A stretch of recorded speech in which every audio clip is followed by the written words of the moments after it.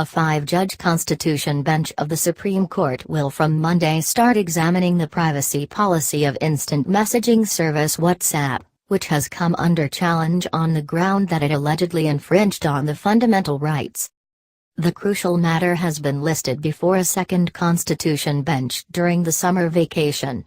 A five-judge Constitution bench headed by Chief Justice JS Khehar is already hearing the triple talaq matter. The WhatsApp matter would be heard by a bench comprising Justices Deepak Misra, A.K. Sikri, Amitav Roy, A.M. Khanwilkar and M.M. Shantanagowder. The center on April 27 had told the bench that a regulatory regime for data protection was in the offing as an individual's freedom of choice needs to be protected.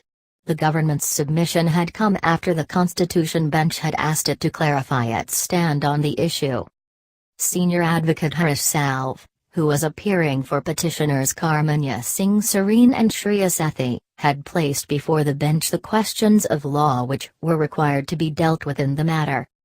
Referring to the WhatsApp's new privacy policy, Salve had said that someone could snoop into the messages, videos and photos which a user shares or circulates on the instant messaging platform.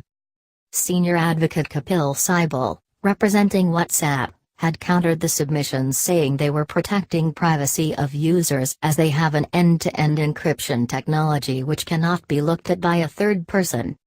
Senior counsel K.K. Venugopal, representing Facebook, had also filed an application raising the preliminary issues on the maintainability of the plea.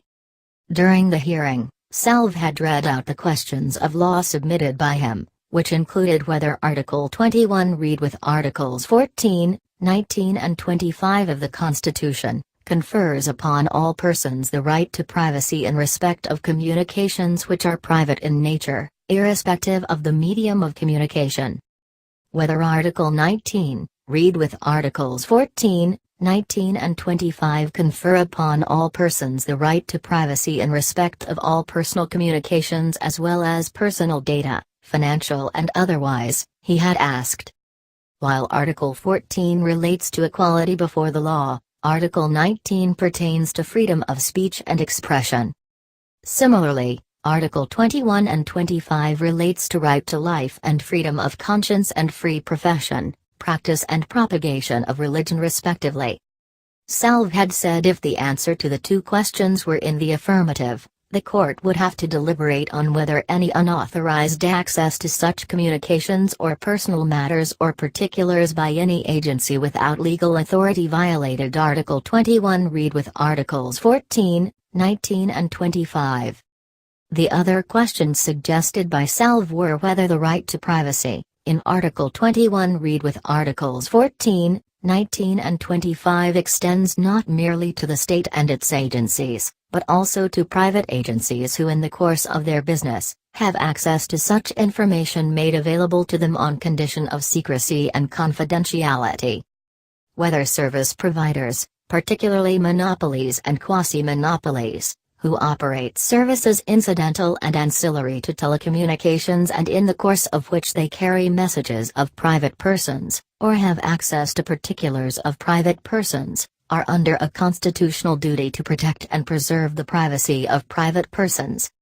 He had also said if the answer to these two questions were in the affirmative, the court has to deal with the issue whether the state is under an obligation to protect the constitutional rights of persons, to frame appropriate rules and regulations to ensure that those agencies who operate telecommunications and allied services function in a manner that sufficiently protects and safeguards the constitutional rights to privacy of private persons.